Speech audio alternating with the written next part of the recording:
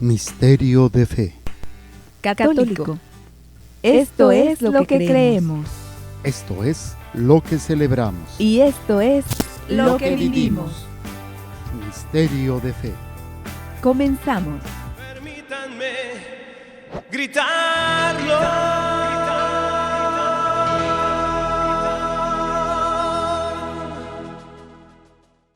¿Qué tal? Sean bienvenidos nuevamente a su programa Misterio de Fe. Soy el Padre Jorge, misionero de Jesús y de María, saludándolos, dando gracias a Dios que nuevamente que nos permiten compartir con ustedes a través de estos medios, a través de esta lectura de lo que es el Catecismo de la Iglesia Católica, y que vamos a ir descubriendo, leyendo juntos y aprendiendo juntos sobre este elemento que va a ser muy, muy interesante para todos nosotros, que es conocer pues nuestra fe, conocer todo aquello que nos va a poder dar elementos, herramientas para vivir mejor lo que nosotros profesamos como católicos. Y para esto hemos ido dando pues algunos elementos que van a ser importantes para irlos analizando. Hemos ido leyendo la primera parte. El Catecismo de la Iglesia Católica tiene 4 partes. La primera parte es, esto es lo que creo, o sea, las bases de nuestra fe. Segunda parte, esto es lo que celebro, o sea, la liturgia. Tercera parte, esto es lo que vivo, que se haría la moral, los mandamientos. Y la cuarta parte, la oración cristiana, Y estamos en la primera parte. Cada parte tiene 2 secciones, primera sección y segunda sección. Ya terminamos nosotros la primera sección, en donde veíamos la primera es el hombre es capaz de Dios, capítulo 1. Capítulo 2, Dios se revela al hombre, y capítulo 3, la respuesta del hombre a Dios. Esta respuesta que nos va a ir ayudando. Y luego empezamos ya la segunda sección de esta primera parte, en donde estábamos ya la profesión de la fe cristiana, que es ir analizando el credo que hemos ido leyendo, en donde estábamos ya en el párrafo, vimos el párrafo 1, creo en Dios, vimos todo lo referente a Dios uno y trino, y estábamos ya en el párrafo 2, Padre, porque dice creo en Dios Padre, y estamos analizando a qué se refiere esto de Dios Padre, y habíamos visto en el nombre del Padre, del Hijo y del Espíritu Santo, el número 1 romano, y estábamos en el número 2 romano, la revelación de Dios como Trinidad. Vimos el número 238 y el último número que vimos fue el 239. Hoy vamos a continuar con el 240. Voy a leerles el 38 y el 39. El 38 nos dice: la invocación de Dios como Padre es conocida en muchas religiones. La divinidad es con frecuencia considerada como Padre de los dioses y de los hombres. Y en Israel, Dios es llamado Padre en cuanto a creador del mundo. Veamos los 4 aspectos en donde encontramos en el Antiguo Testamento el nombre de Padre, o la relación de Padre hacia Dios. Como creador del mundo, Padre como en razón de la alianza y el don de la ley a Israel, su primogénito.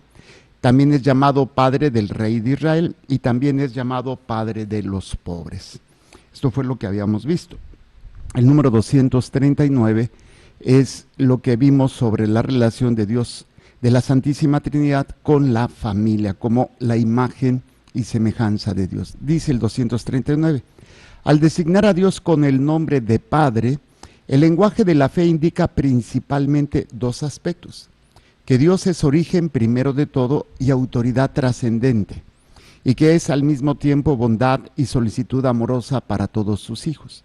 Esta ternura paternal de Dios puede ser expresada también mediante la imagen de la maternidad, que indica más expresivamente la inmanencia de Dios, la intimidad entre Dios y su criatura. El lenguaje de la fe se sirve así de la experiencia humana de los padres, que son en cierta manera los primeros representantes de Dios para el hombre. Pero esta experiencia dice también que los padres humanos son falibles y que pueden desfigurar la imagen de la paternidad y de la maternidad. Conviene recordar entonces que Dios trasciende la distinción humana de los sexos. No es hombre ni mujer, es Dios. Trasciende también la maternidad y la maternidad humana, aunque sea su origen y medida. Nadie es padre como lo es Dios. Y aquí les decía yo esta comparación que hacemos de la Trinidad, de la familia con la Trinidad. Dios Padre, el papá, Dios Hijo, la mamá y Dios Espíritu Santo, los hijos. Y veíamos la interacción entre ellos. Esto fue lo que vimos el último programa y hoy vamos a empezar el número 240 del Catecismo de la Iglesia Católica. ¿Qué nos dice? Jesús ha revelado que Dios es Padre en un sentido nuevo. No lo es solo en cuanto a creador.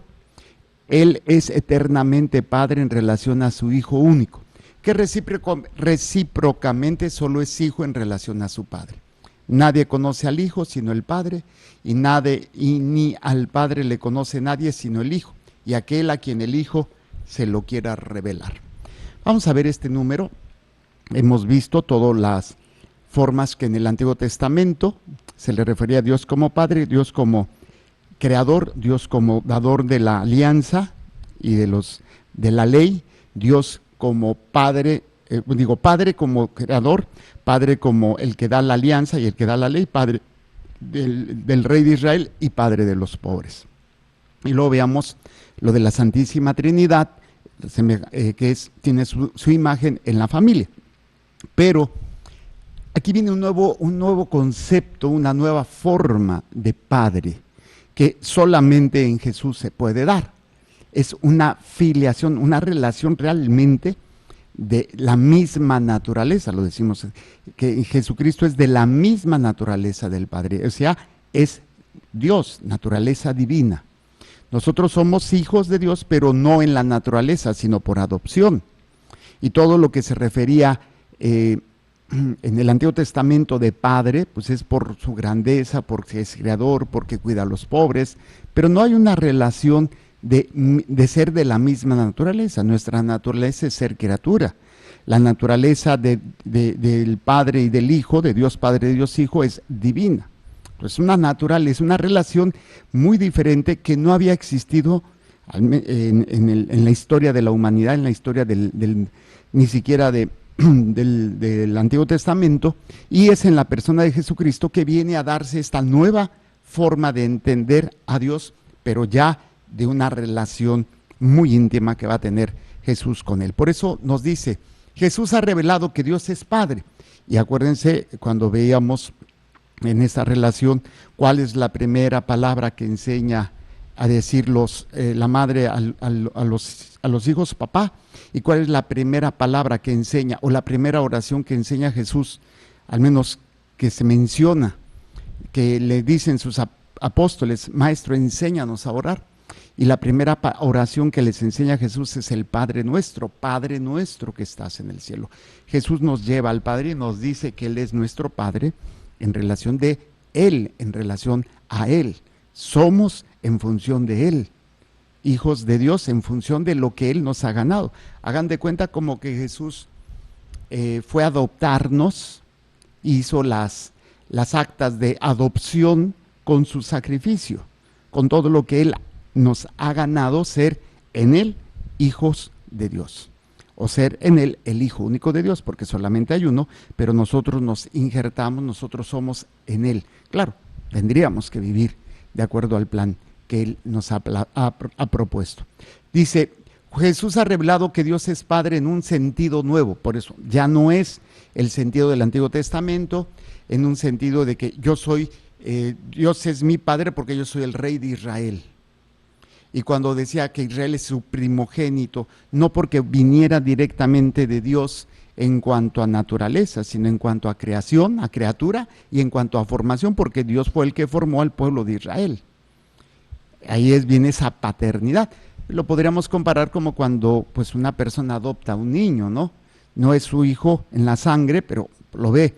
O cuando a veces también en el ámbito espiritual, San Pablo va a decir, hijos míos, ¿no? A sus hijos espirituales, Timoteo, Tito y algunos personajes que él mismo se refiere, o comunidades que él mismo se refiere como padre en la fe, o sea, quien los ha engendrado en la fe. Hay una paternidad, pero la paternidad plena, la paternidad perfecta o la relación perfecta entre padre e hijo está en el Hijo, en Dios Hijo con Dios Padre. Por eso dice que es en un sentido nuevo, no lo es solo en cuanto a creador, que es uno de los que veíamos. Él es eternamente Padre en relación a su Hijo único. Padre es eternamente Padre porque su Hijo es eternamente también, o sea, siempre han existido, siempre han vivido, siempre han coexistido, porque es una unidad. Pero nosotros, si no se nos revela, pues era imposible que nosotros entendiéramos todo esto. Podemos detectar algunas cosas a través de la misma creación de Dios, pero pues si no se revela quién es, pues no vamos a saber. Como cuando una persona te está mandando flores, pues sabes que es detallista, te pone cartitas de amor, pero si no se revela, no vas a entender completamente quién es, no vas a entender ahora sí que cómo es y cuáles son sus intenciones, aunque te lo puede escribir, pero ya en el trato físico, pues puedes descubrir verdaderamente quién es. Bueno, pues es lo mismo. Dios nos ha mandado una serie de actos maravillosos en la creación donde podemos deducir, hay un Dios.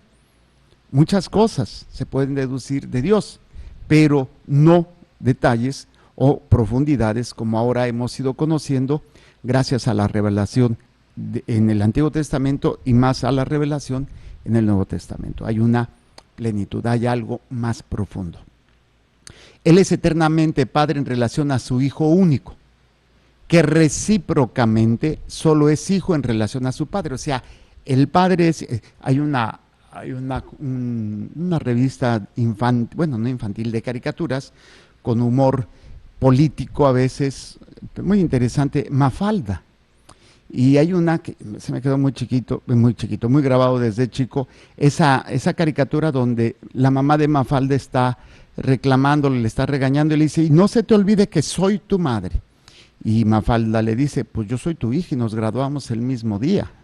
O sea, no puede haber una madre si no hay un hijo. Y no puede haber un hijo si no hubo una madre o unos padres. Claro, incluso con la estupidez ahora que se está haciendo de la inseminación artificial, pues hubo un padre y una madre, o sea, un hombre y una mujer que dieron sus células para que se diera la vida. Lo hacen artificialmente, pero no pueden hacer un espermatozoide artificial ni un óvulo artificial o creado sintético. No, es donado por un hombre, es donado por una mujer y de ahí pues ese ser existe porque hay un padre y una madre, un hombre y una mujer, aunque ahora esté pues desgraciadamente, tristemente de moda lo de los matrimonios gay, pues si hubiera puro matrimonio gay, pues dejaría de existir el ser humano, ¿no? Ahorita, pues los homosexuales, las lesbianas tienen familia, algunos porque se embarazan, otros porque donan sus células sexuales para poder embarazar a alguien o para poder ser embarazada de alguien sin tener que tener relaciones, y entonces, por más que quieran, no pueden producir vida dos hombres o dos mujeres, si no hay la intervención de las células complementarias, ya sea de hombre o ya sea de mujer. Entonces, así también, el Dios Padre es Padre desde toda la eternidad, porque hay una relación desde toda la eternidad con el Hijo. Y Dios Hijo es Hijo desde toda la eternidad, porque ha tenido siempre esa relación con el Padre. Y esto, obviamente, pues nos da a entender un concepto, una forma de ver a Dios de una manera completamente diferente, y es la manera más perfecta y más hermosa en la cual nosotros nos podemos acercar a través de su Hijo. No hay nada que el padre o los padres no puedan hacer por sus hijos. Y si hay esa relación hermosa, pues el hijo intercede, oye papá, mira, tengo un problema con un amigo, ayúdalo. Y pues obviamente, pues si se puede, y el papá dice, no, sí, mijo, vamos a ayudar a tu amigo. O la mamá, ¿no? Bueno, pues en este sentido, nuestro Señor Jesucristo es Hijo eterno, porque su Padre es eterno. Los dos de la misma relación recíprocamente.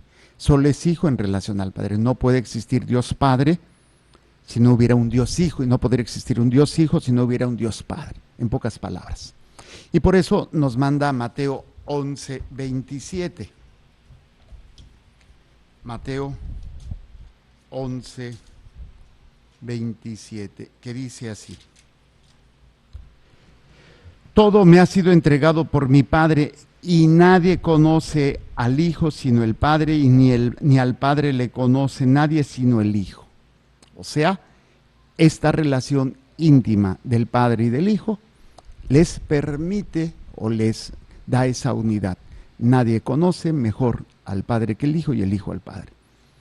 Voy a hacer una comparación humana, porque al final de cuentas pues somos humanos, ¿no? En esa comparación en donde los amigos conocen a los papás de uno de sus amigos, ¿no? Y pues los papás bien buena onda, oye, tus papás son buenísima onda, qué bárbaros, y dices, pues sí, pero pues así son con ustedes, pero con nosotros, así como diciendo, tú no los conoces todas las facetas de papá o de mamá, o al revés, ¿no? Oye, tus papás, que no, mis papás son a todo dar, mira, lo que pasa es que se le ve cara de serio, se le ve cara de malo, pero es a todo dar. O sea, como dice el refrán, ¿quién quieres conocer a Inés? Vive con ellos mes. Si hay una relación de padres, hijos, los hijos con los padres, pues qué mejor van a conocer el hijo al padre y el padre al hijo, o cuando dice la mamá, dice, no, yo conozco a mi hijo, yo lo conozco, yo sé que él no fue. Yo sé que mi hijo no. Claro, hay mamás que se ciegan, ¿no? Y no quieren ver la realidad, pero hay otras con una certeza porque conocen y dicen, no, mi hijo no es capaz. O, sí, fue mi hijo, yo sé que él fue porque yo lo conozco, ya sea para algo bueno o para algo malo. Pero hay ese conocimiento pues, viene de él, le conoce todo. Hay un recuerdo, ¿no? Con mi mamá cuando estábamos viviendo allá en México y estábamos en la escuela, y yo estaba recostado con mi mamá en su recámara, y recuerdo que ella me dijo, no, estábamos ahí y se abrió la reja para abrirse en la casa que teníamos en México rentada. Hacía mucho ruido y tenías que mover para abrir, y pues por la forma como se abría la puerta, mi mamá sabía quién era. Y estábamos ahí, dice, ya llegó tu hermana. Le digo, ¿cómo sabes? Y me asomé y era mi hermana. Y luego llega, ya llegó tu hermano Sutano. ¿Y cómo sabes? Y le digo, ¿que eres bruja o qué? No, simplemente, pues la mamá conoce a los hijos. Otra escena que creo que a lo mejor es más gráfica, están todos los niños jugando y de repente se oye llorar un niño. Y de entre todas las mamás dice, es mi hijo. Se identifica y corre a ver, ¿no? Es mi hijo el que está llorando. Esa relación hermosísima, esa conexión que solamente puede haber entre los padres con los hijos y los hijos con los padres. Ahora, imagínensela, pero en toda la potencia, en toda la perfección, en toda la grandeza de Dios. El Padre con el Hijo y el Hijo con el Padre. Y luego todavía dice al final, ¿no? Nadie conoce al Hijo sino el Padre, ni al Padre le conoce nadie sino el Hijo, y aquel a quien el Hijo se lo quiera revelar, que es esta revelación la que nos viene a hacer nuestro Señor Jesucristo a todos nosotros para conocer quién es el Padre y quién es Él. Bueno, esto es el número 240. Vamos al número 241. ¿Qué nos dice? Por eso los apóstoles confiesan a Jesús como el Verbo, que en el principio estaba junto a Dios y que era Dios, como la imagen de Dios invisible, como el resplandor de su gloria y la impronta de su esencia. Tres citas bíblicas en diferentes libros que hacen referencia a cómo los apóstoles y cómo los primeros cristianos van a ir entendiendo y visualizando esa relación hermosísima de el Padre y el Hijo, que es precisamente en primera de Juan, San Juan 1:1 habla de esta situación. Vamos a escuchar, dice: en el principio existía la palabra, y aquí la palabra con mayúscula, y la palabra estaba junto a Dios, y la palabra era Dios. Por eso se confiesa, aquí San Juan está confesando la existencia desde el principio de Dios Padre y de Dios Hijo. En el principio existía la palabra, o sea, ya existía. Y la palabra estaba junto a Dios y la palabra era Dios. Habla de tres elementos importantes. En el principio, ¿sí? Que va a ser esta existencia permanente, ¿sí? Cuando se da la creación. O sea, en el principio existía la palabra. No dice en el principio fue creada la palabra. En el principio ya existía la palabra. O sea, ya existía Jesús. Se está refiriendo al Génesis, en el principio de la creación. Ya existía. Porque si no hubiera existido y hubiera sido creado, entonces Jesús no tendría la naturaleza divina. Hubiera sido criatura, una criatura perfecta, pero no. Jesús ya existía en el principio. Y por eso dice, ya existía en el principio y la palabra estaba junto a Dios y la palabra era Dios. Es la manera de entender, es la manera de visualizar, es la manera de confesar que Jesús es hijo de Dios y es Dios y existía desde antes. Luego nos vamos a la segunda, Colosenses 1:15. Colosenses 1:15 y dice: Él es imagen de Dios invisible, primogénito de toda la creación. ¿Sí?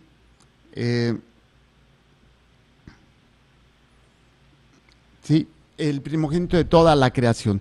Obviamente aquí no está refiriendo a que Él sea criatura, está refiriéndose a la nueva creación, a la creación en Él de hombres y mujeres nuevos, viviendo en esta unión con el Padre, haciendo la voluntad del Padre, amando a Dios como centro, la adoración, y eso el Señor lo va a decir, ¿no? Los verdaderos adoradores lo harán en espíritu y en verdad.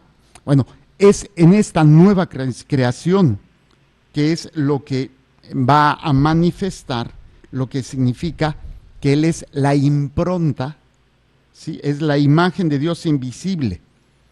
¿Sí? La imagen más perfecta que tenemos de Dios Padre es Dios Hijo. Y cuando conocemos al Hijo, conocemos al Padre. Y no se refiere físicamente, no quiere decir que Dios Padre tenga cabello largo y que esté todo anciano y que tenga su túnica y que esté sentado con sus guaraches, así como nos lo presentan en muchas figuras, que es una manera muy simple de tratar de visualizarlo. Cuando vemos al Hijo, vemos al Padre, cuando vemos el amor del Hijo, cuando vemos la voluntad del Hijo, cuando vemos las acciones del Hijo, cuando vemos la misericordia, estamos viendo al mismo Dios. Y es reflejo del Dios Padre, ¿sí? Es la imagen. Así como cuando ves a un niño y dices, no, es igualito que su padre, igualito que su madre, se parece, ¿sí? Son idénticos. No niegan la cruz de su parroquia, ¿no? Pues igualitos están, pues sí. Es parte de esa realidad donde nos damos cuenta de la presencia, de la acción de Dios de la existencia de Dios, de la imagen de Dios perfecta, es el mismo Jesús en cuanto a la esencia, en cuanto a lo que es. Él es imagen de Dios invisible, primogénito, o sea, el primero de la nueva creación. No porque, repito, Dios Hijo haya sido creado, sino que en la resurrección nos muestra a nosotros cómo seremos un cuerpo glorioso, un cuerpo lleno de Dios, en donde pues se harán cosas increíbles, ¿sí? Claro, para nosotros es así como que difícil de entender, pero sabemos de hombres y mujeres, criaturas, que empezaron a vivir ya esta nueva creación. No quiere decir que hayan muerto y resucitado. Quiere decir que al vivir unidos en la divina voluntad, al hacer la voluntad de Dios, se va a ir manifestando en ellos, de alguna manera intensa y profunda, algunas características, algunos dones, algunas cualidades que Dios les permite, como tenemos, por ejemplo, los estigmas, los milagros que hacían, la bilocación que tenían, el no alimentarse solamente de la Eucaristía, el evitar, no sé, el multiplicar comida para los pobres, el hablar con los animales, pues son algunos aspectos de estas criaturas que empiezan a vivir ya aquí la nueva creación que es viviendo en el reino de la divina voluntad. Y Jesús es el primogénito, el primero de esta creación, porque es el que primero vive como hijo y como hombre en la divina voluntad. Y al vivir Él en esto, nos enseña a nosotros cómo ser, cómo experimentar, pues todas estas realidades maravillosas. Todo esto que el Señor de alguna manera nos está invitando para ir creciendo, para ir descubriendo estos dones maravillosos de la divina voluntad, que se va a manifestar, pues sí, a lo mejor en bilocación, en revelaciones, en locuciones, en poder hacer milagros, tantas y tantas cosas increíbles que Dios concede a algunos. Pero repito, el primogénito de todo esto es Jesús, al encarnarse y al enseñarnos cómo vivir en el reino de la divina voluntad. Y luego tenemos el otro texto que es Hebreos 1:3. Hebreos,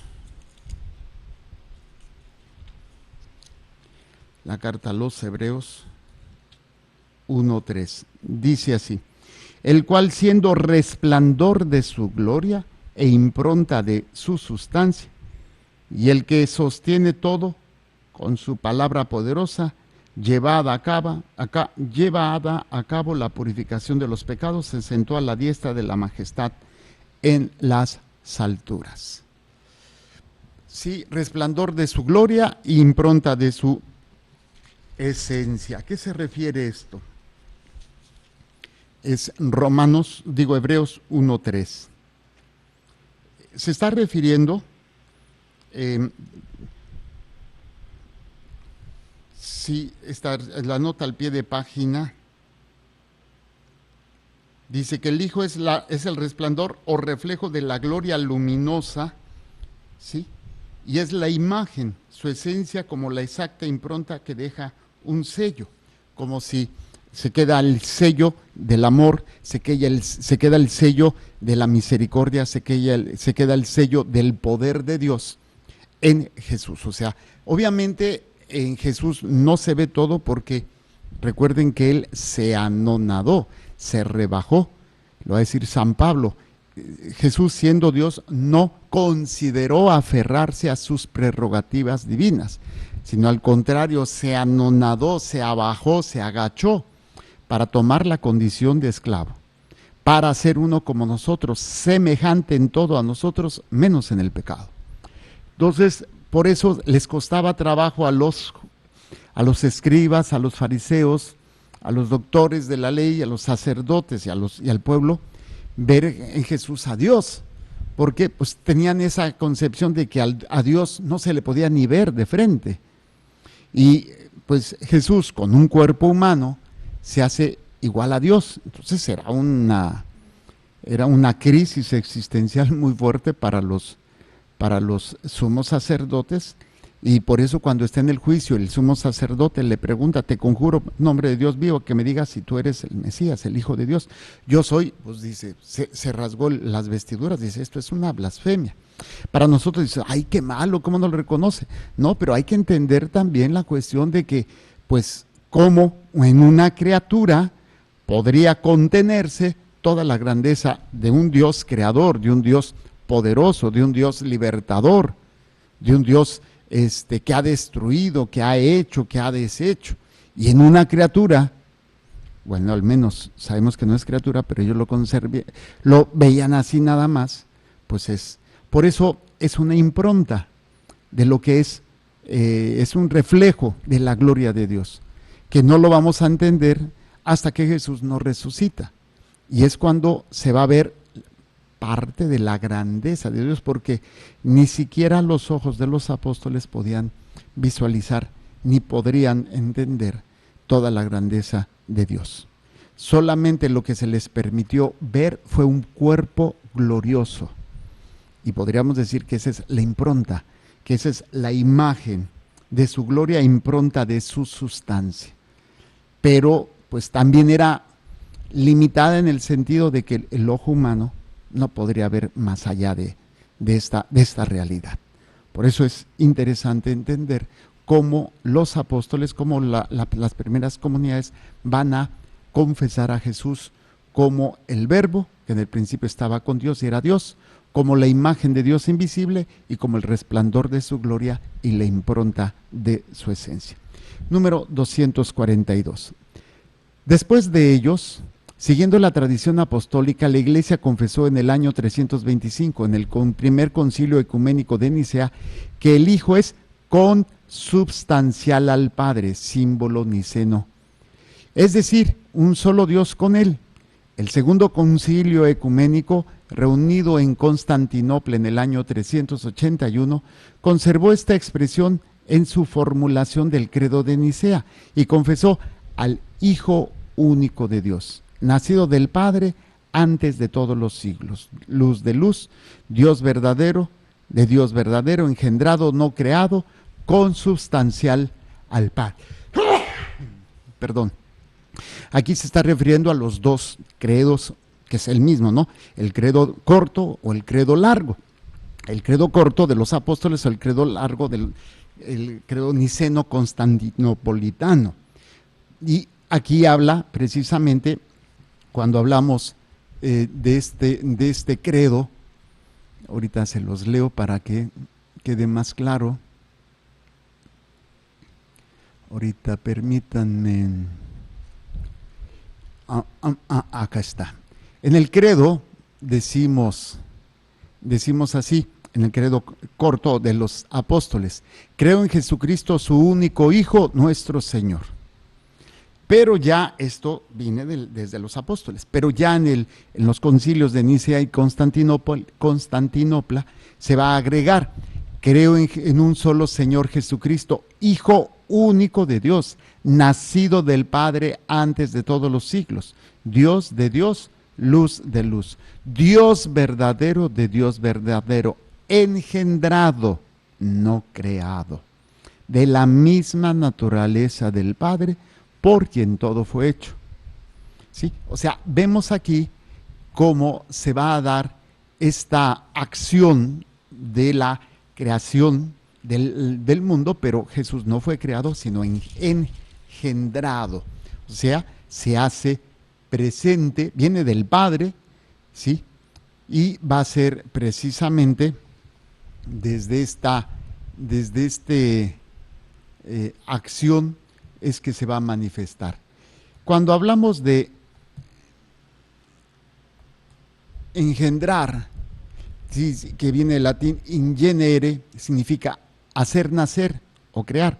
Aquí es cuando el verbo se encarna en la Virgen María, pero el verbo viene del Padre, o sea, es igual al Padre, es Dios de Dios, luz de luz, Dios verdadero de Dios verdadero, no creado, engendrado.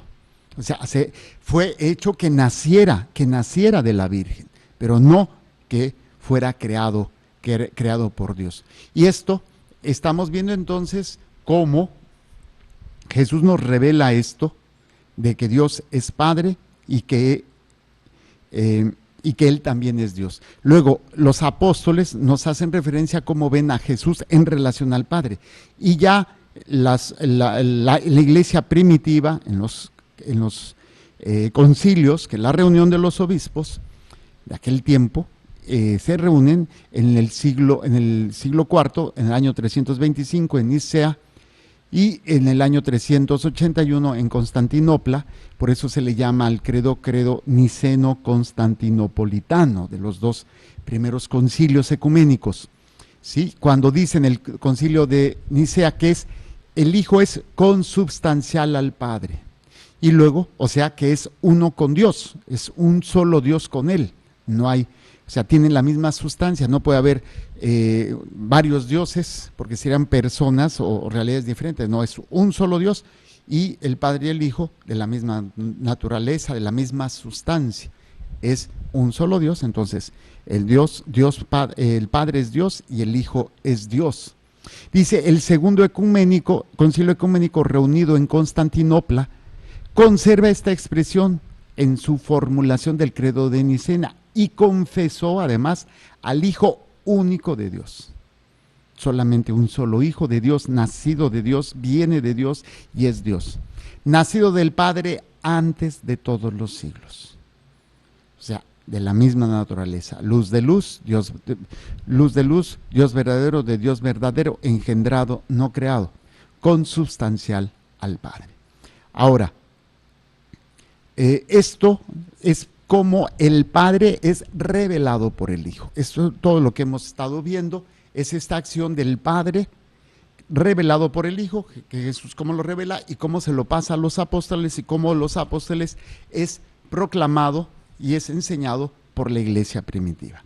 El siguiente programa, si Dios nos presta vida, terminamos el 242, vamos a ver cómo el Padre y el Hijo son revelados por el Espíritu Santo. Número 243. Dios mediante, empezaremos entonces el Padre y el Hijo es revelado por el Espíritu en el número 243. Que el Señor les bendiga y les proteja, haga resplandecer su rostro sobre ustedes y les conceda su favor. Que el Señor les mire con benevolencia y les conceda la paz. Amén. Jesús, que tu sangre pura y sana circule en estos cuerpos enfermos, y que tu cuerpo puro y sano transforme estos cuerpos débiles, y que una vida sana y vigorosa palpite dentro de ellos. Amén. Y la bendición de Dios Todopoderoso, Padre, Hijo y Espíritu Santo, descienda sobre ustedes y permanezca para siempre. Amén. Muchísimas gracias. Continúen con nuestra programación. Recuerden, Dios es amor y te ama. Creer, celebrar y vivir tu fe es el reto de hoy. Misterio de fe.